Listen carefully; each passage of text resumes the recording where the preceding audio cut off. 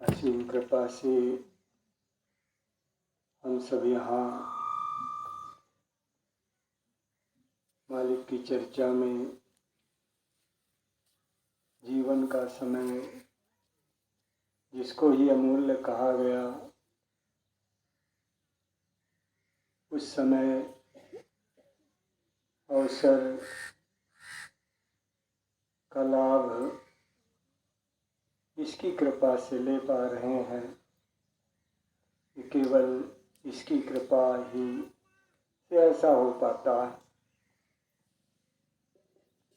दास जब चल ही रहा था तो रास्ते में गाड़ी बंद हो गई। हुआ कि मालिक देर तो हो ही रही है, कैसे पहुंचा जाएगा, लेकिन आपकी कृपा जहाँ आपको ले जाना है आप ही सहारा करते हैं। एक महात्मा जी पहुंच गए, आपके गबेरू से ही पेट्रोल पंप में ही था दास। उन्होंने कहा कि महात्मा जी क्या बात है, कहाँ जा रहे हैं? बताया कि आज संगत है खरकताला सेवा। उन्होंने कहा स्टार्ट करिए। दास ने 2-3 बार स्टार्ट किया, नहीं हो रही। यह आपकी कृपा से महात्मा जी ने जैसे हाथ लगाया और गाड़ी स्टार्ट हो गई।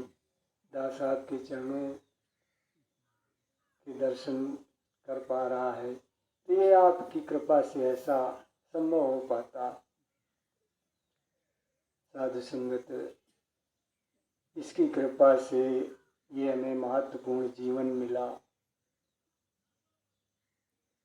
जीवन में 2 पार्ट हैं, एक जीवन का जन्म है और दूसरा है मृत्यु। लेकिन दोनों पार्टों को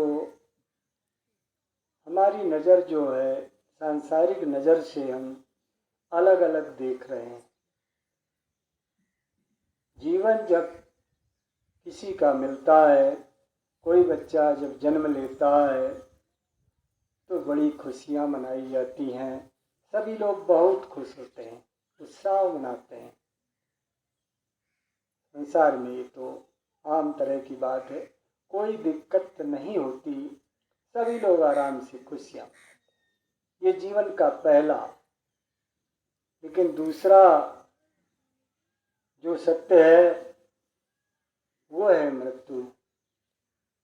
तो उसमें हम दुखी हो जाते हैं। सभी लोग उसके काफ़ी डर लगता है कि मृत्यु में कैसा होगा। और ये बात भी महापुरुषों ने बताई कि जन्मत मरत दुसह दुख होई, ये भी कहा जाता है। लेकिन बात यहाँ होती है, महापुरुषों के विचार कुछ अलग होते हैं।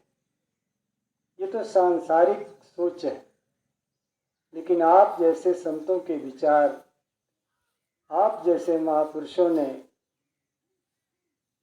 मृत्यु को भी सुखद माना है। उसी तरह से महापुरुषों ने बताया कि जिस तरह से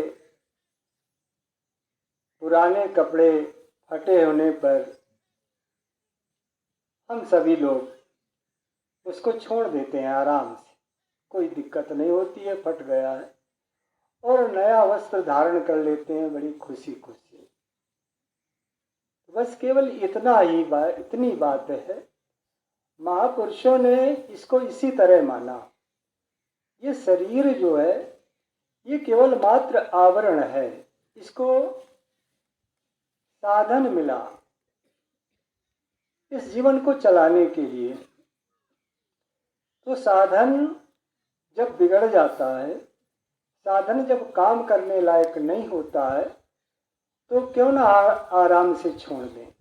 लेकिन नहीं, हम नहीं छोड़ पाते हैं। नाना प्रकार के रिश्ते संबंध, न जाने क्या क्या परेशानियां माया में होती हैं, कि उन माया के बंधनों में जीवन बंध जाता है। वैसे तो इसको बताया गया कि ईश्वर अंश जीव अविनाशी, चेतन अमल सहज सुख राशि। ये तो जीव जो आत्मा है सुख की राशि है, ये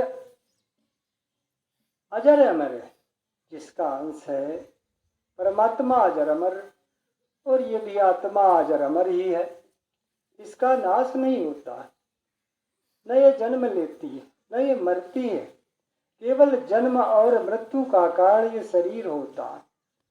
केवल शरीर ही जन्म, इस आत्मा के आने पर जन्म रूपी ये शरीर मिलता है, संसार में आवरण मिलता है, क्योंकि आवरण की भी संसार में जरूरत पड़ती है। बिना आवरण के भी काम चलने वाला नहीं है। जैसे हमें कहीं जाना है तो साधन तो जरूरी होना चाहिए, चाहे पैर से ही क्यों न जाए। तो साधन, ये साधन मिला, तो हम साधन का किस तरह से उपयोग करते हैं, इस में जब हम महापुरुषों का संग मिल जाता है तब पता चल जाता है कि यह साधन मिला तो किस लिए मिला। तो जैसे कि जन्म लेने पर हमें तमाम प्रकार के रिश्ते नाते संबंधी इस दुनिया में मिलते हैं, और इस तरह से माया में हम भटक जाते हैं, जीवन भटक गया। हम सच मान रहे हैं केवल जीवन के शरीर को, रिश्तों को, नातों को, संसार, जो कि महापुरुषों ने बताया कि ये सत्य नहीं है। वास्तविक सत्य तो आत्मा है, परमात्मा, और हम उलझ गए जो नष्ट है, जो नश्वर है, जिसका क्षय होना है। ये जन्म लेगा तो मरेगा जरूर, ये तो निश्चित।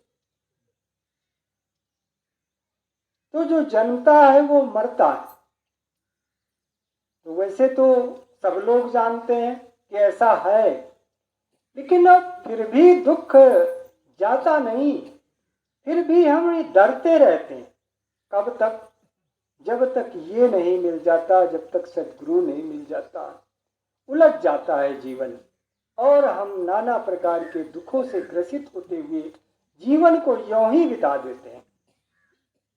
ज्ञान न होने के कारण, जैसे अभी बताया कि बिन सत्संग विवेक न होई, राम कृपा बिन सुलभ न सोई। यानी ये विवेक कब होता है? जब आपका सत्संग, महापुरुषों का संग मिलता है, सद्गुरु मिलता है, सद्गुरु से ज्ञान मिलता है, तो विवेक पैदा हुआ। विवेक का मतलब सत्य और असत्य की जानकारी, क्या सत्य है और क्या असत्य है, यही विवेक है।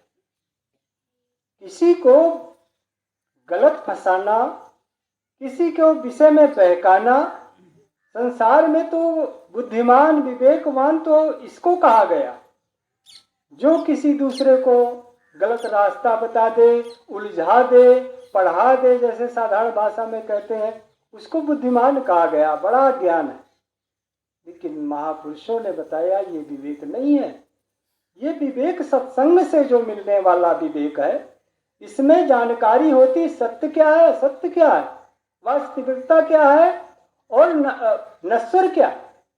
पता चला कि सत्य केवल ये परम ब्रह्म परमात्मा है, और ये जो हमारे सबके घट में बैठी हुई आत्मा, ये सत्य है।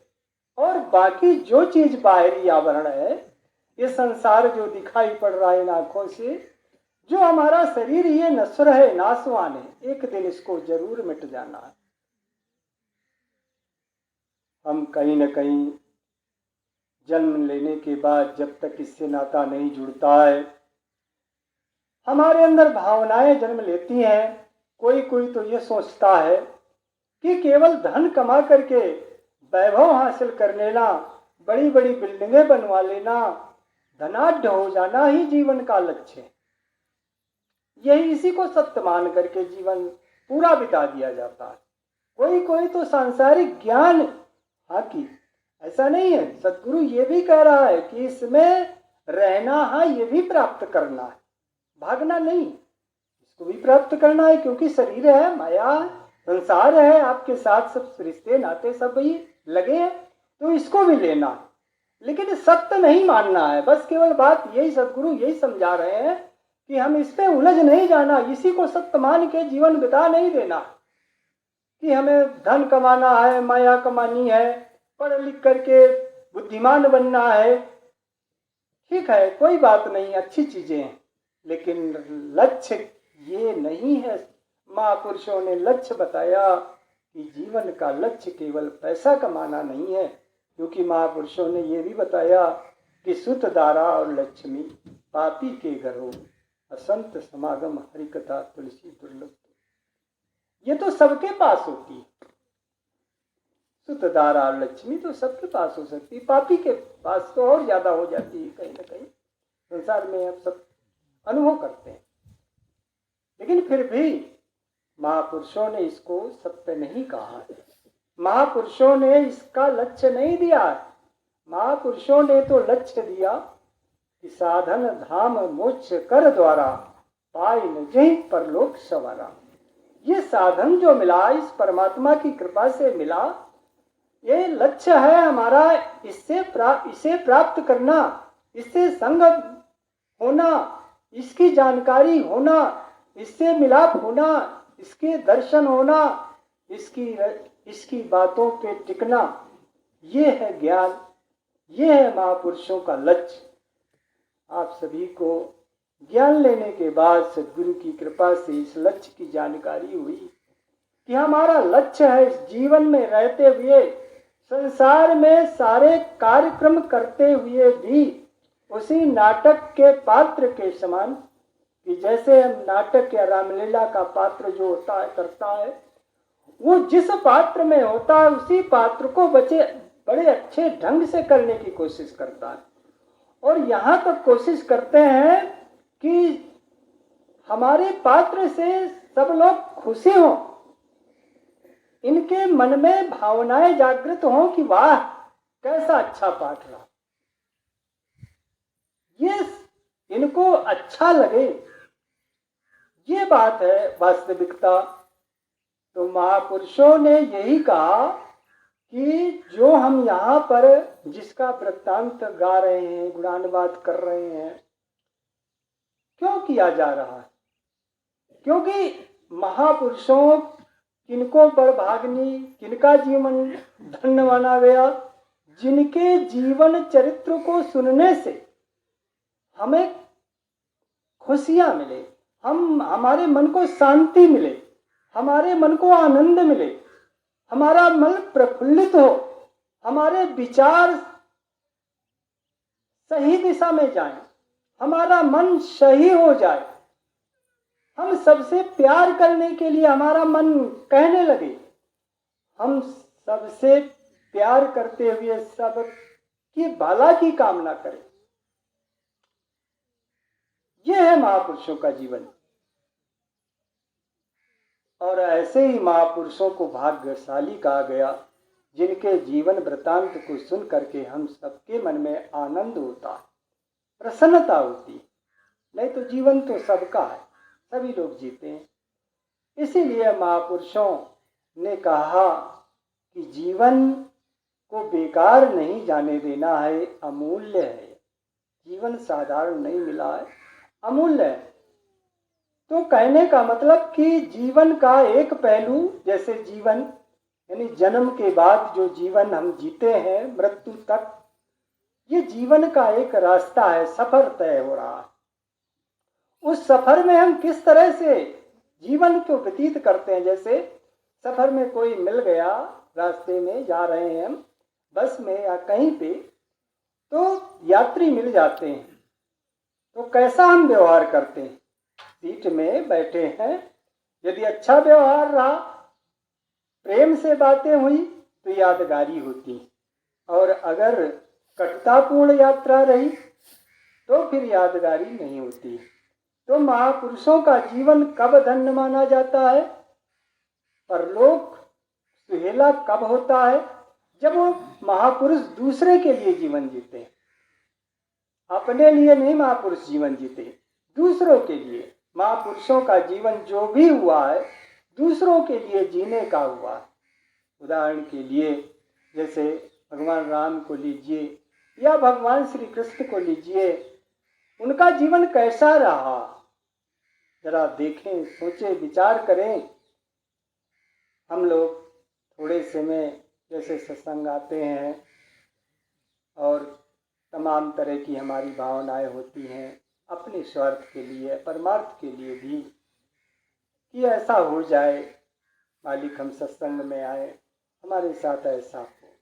लेकिन जानने वाला तो ये है, देने वाला तो ये है, हमें क्या अच्छा होगा या बुरा होगा ये जानने वाला है। लेकिन हम स्वार्थवश इससे मांग करते हैं, हम फंस गए। और हमारे साथ यदि ऐसा न हुआ जो हमने मांग रखी है, तो हम सत्संग भी छोड़ देते हैं और बुरा भला भी कहते हैं, या वहाँ जाना बेकार। लेकिन सोचे अगर महापुरुषों का जीवन कैसा रहा, तो भगवान श्री कृष्ण के जीवन में तो पहले से जन्म लेते ही कारागार में जन्म हुआ, माता पिता के हाथों में बेड़ियां पड़ी हैं, और फिर जैसे जैसे बड़े होते हैं कितना कितना कष्ट आप सभी जानते हैं। उनका जीवन किस तरह से बीता, हर समय कष्ट में ही जीवन बीता। लेकिन इस सत्य के उसमें जीते हुए जीवन, आज उनके जीवन की हम कथाएं सुनते हैं, हम आनंदित होते हैं, झांकियां देखते हैं, निकालते हैं। क्यों? उन्होंने परलोक संवारा, उन्होंने सत्य को जाना और सत्य के हिसाब से सत्य के वचनों पे चलने का रास्ता चुना। आज उनके गुणानुवाद गाए जाते हैं, उनको भगवान के रूप में माना जाता है। और भगवान तो इंसान ही भगवान हो जाता है जब इसके वचनों के अनुसार से जीवन चल जाता है। तो इंसान से देवता, देवता से भगवान क्या नहीं बना जा सकता, क्योंकि हम इसके अंश हैं, साधारण के अंश नहीं है। जिसके अंश यदि हैं तो उसके बनने में क्या दिक्कत, लेकिन हाँ इसके अनुसार चलना पड़ेगा। तो महापुरुषों का जीवन यानी परलोक में जब जीवन सुहाना होता है, जिसका परलोक सुहेला होता है, उसको यह ना सोचना चाहिए कि नहीं हमें सुख ही सुख मिलना, सुख मिलेगा तो परलोक सुहेला होगा। नहीं, क्योंकि महापुरुषों को हमने देखा, पढ़ा, लिखा, समझा, आपने बताया कि महापुरुषों का जीवन केवल सुख में ही नहीं बीतता, उनका तो जीवन परलोक परमार्थ में बीतता है। और परमार्थ में आप जानते हैं कि अपना स्वार्थ नहीं होता है, उसमें निश्चित ही पर स्वार्थ में कहीं न कहीं दुखों का सामना करना पड़ता है। तो उसी का परलोक संवर जाता है जो ऐसे जीवन जीता है। और ये बात समझ में आती है सदगुरु के मिलने पर, महापुरुषों का संग मिलने पर। तो लोक सुहेला कब होगा? जब हम अपने इन रिश्तों को निभाएंगे। लोक सुहेले की बात जब आती है, मिशन हमारा कहता है कि जो इसमें जुड़ जाता है उसका लोक भी सुहेला होगा, परलोक भी सुहेला होगा। तो लोक सुहेला कब होगा महापुरुषों? इसके लिए भी सदगुरु ने बताया कि मेरे वचनों के अनुसार चलना पड़ेगा, तभी लोक सुहेला होगा। ऐसा नहीं कि सत्संग में आए, सुन लिया, चले गए, ध्यान न दिया वचनों पे। जैसा सदगुरु कह रहा है कि हमें सबसे प्रेम करना है, सब सहनशीलता में रहना है, एक दूसरे की इज्जत करनी है। तो क्या हम सोचें, अपने आप को, दास तो अपने आप में सोचता है कि क्या हमने ऐसा कर पाया, क्या हमने पिता को पिता माना, उसकी सेवा करने की कोशिश की, क्या हमने माता को माता मानकर उसकी सेवा करने की कोशिश की, क्या हमने भाइयों को भाई माना, क्या हमने पत्नी को पत्नी जैसा आदर सत्कार दिया, क्या पत्नी होने के बावजूद हमने पति को सत्कार दिया, क्या हम भाई और बहन का रिश्ता निभा पाए, क्या हम बहू सास का रिश्ता निभा पाए, क्या बहू को हम इज्जत दे पाए अपनी लड़की के हिसाब से, क्या सास ने, क्या बहू ने सास को माँ के समान माना। ये हमारे सोचने की बातें हैं, सबके सोचने की बातें हैं। तो यदि हमने इन बातों को अपने जीवन में ढाल लिया तो यही तो सदगुरु चाहता है, यही तो ज्ञान है। लेकिन ज्ञान में फिर आगे बढ़ा दिया सदगुरु ने, ये सांसारिक ज्ञान है, सांसारिक रिश्ते हैं। सदगुरु ने उसे ज्ञान दे दिया कि हमने ये भी करना है, लोक भी सुहेला करना है। तो लोक सुहेला करने के लिए सदगुरु ने आप जी ने ऐसे ऐसे रास्ते बताए कि हम सबसे प्यार करें, मिलके रहें। देखिए लोक सुहेला होता है या नहीं सुहेला होता है, हम महापुरुषों को सुनते हैं, सुनते आए, लेकिन अपने में नहीं उतार पाए तो क्या मतलब हुआ? हमारे कहने का, सुनने का कोई अर्थ नहीं हुआ जब तक हमने अपने जीवन में धारण नहीं किया। आइए साथ संगत, आप सभी महापुरुष सदगुरु से यही मांगे कि सदगुरु कृपा कर कि हम तेरे वचनों पे चल पाए। केवल कहना, कहता तो बहुत संसार पहले से वही बात। यदि संसार में जैसे भक्ति हो रही है और वही बात यहाँ भी हम करते रहे, अरे सदगुरु ने तो दीदार करा दिया, दर्शन करा दिया, बता दिया कि तेरे संग है, तेरे सब कुछ देख रहा है, लेकिन क्या हम मान पा रहे हैं? दास अपने आप को कह रहा है, आप तो महापुरुष बहुत कृपा करना, लेकिन दास भूल जाता ये मेरे संग है। और जहां ऐसा भूला तो कमियां तो निश्चित हैं। भाई मंदिर में हम पहुंच जाते हैं तो वहां बड़े सावधानी से हो जाते हैं। फिर वहां जैसे वापस में है, दो लोग मंदिर में पहुंचे तो वहां कहते हैं कोई अलग दूसरी बातें हो रही तो कहेंगे यार मंदिर में बैठे हैं, ऐसा ना करो, बीड़ी ना पियो, ऐसा ना करो, सावधान हो जाते हैं। लेकिन सदगुरु ने हमें ऐसा ज्ञान दिया, ये बता दिया कि तेरा मालिक तो मंदिर में नहीं, हर जगह मौजूद है, हर व्यापक सर्वत्र समाना। ये बात हमें पता चल गया। और क्या हमने माना कि मेरा सदगुरु ये हर समय मुझे देख रहा है, ये मेरा मालिक मेरे संग है? ज्ञान तो यही मिला। और ये ज्ञान हमारे जीवन में उतर गया तो निश्चित ही परलोक सुहेला हो जाएगा। सत्संग यही तो ज्ञान है।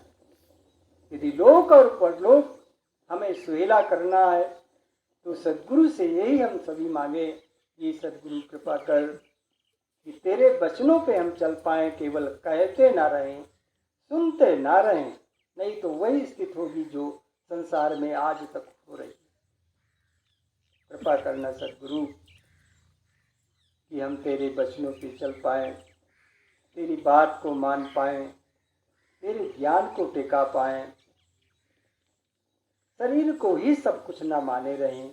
ये ज्ञान हमें, जैसे कि बाली जब मरता है तो तारा विकल हो जाती है, प्रभु श्री राम जी के सामने रोती हुई आती हैं, लेकिन जैसे ही भगवान श्री राम जी ने इस विराट स्वरूप का ज्ञान कराया, कहा कि हे तारा, ये शरीर तो तेरे सामने है जिसके लिए तू रो रही है, ले जा अपना शरीर। लेकिन प्यार तो अभी शरीर से है, लेकिन ज्ञान मिलने पर पता चला कि वास्तविकता ये कौन है हमारा असली। और जब असली का ज्ञान हो गया तारा को, ये जन्म और मृत्यु वाला नहीं है, ये तो अजर अमर है, ये अब भी है, बाली अब भी जिंदा है। कौन मरता है? शरीर मरता है। पता चला, ज्ञान मिला और तारा का जो दुख था दूर हुआ, क्योंकि जानकारी हो गई कि शरीर नहीं है, ये वास्तविकता ये है जो अजन्मा है, जो मरने वाला नहीं है। इस बात पे जब जीवन आ गया तो फिर काहे का दुख, मृत्यु का काहे का भव, काहे का भय। जब ये मरता नहीं है, जो ये बोल रहा है, जो सब कुछ कर रहा है, तो काहे का दुख? अरे भाई शरीर तो मरेगा निश्चित है। बस केवल इतना ही दास आप जी के पावन चरणों में महापुरुषों ने इतना ही अंतर बता दिया। यदि महापुरुषों का संग मिल गया, इसका ज्ञान मिल गया, तो जन्म भी सार्थक हो गया और मृत्यु भी सुखद हो जाए, यही हम मान पाएँ आपके श्री चरणों में। आइए साथ संगत, अब सदगुरु से यही दास मांगता है, दास में जो कमियां हैं, जो आपकी सिखलाई नहीं जीवन में उतार पा रहा है, उनके लिए आप कृपा करें, क्योंकि आप सब कुछ देने वाले हैं। परमात्मा से सबके लिए मांगे, परम पिता परमात्मा सब तेरी संतान, भला करो सबका प्रभु, सबका हो कल्याण, सब विधि हो कल्याण। प्यार से कहना।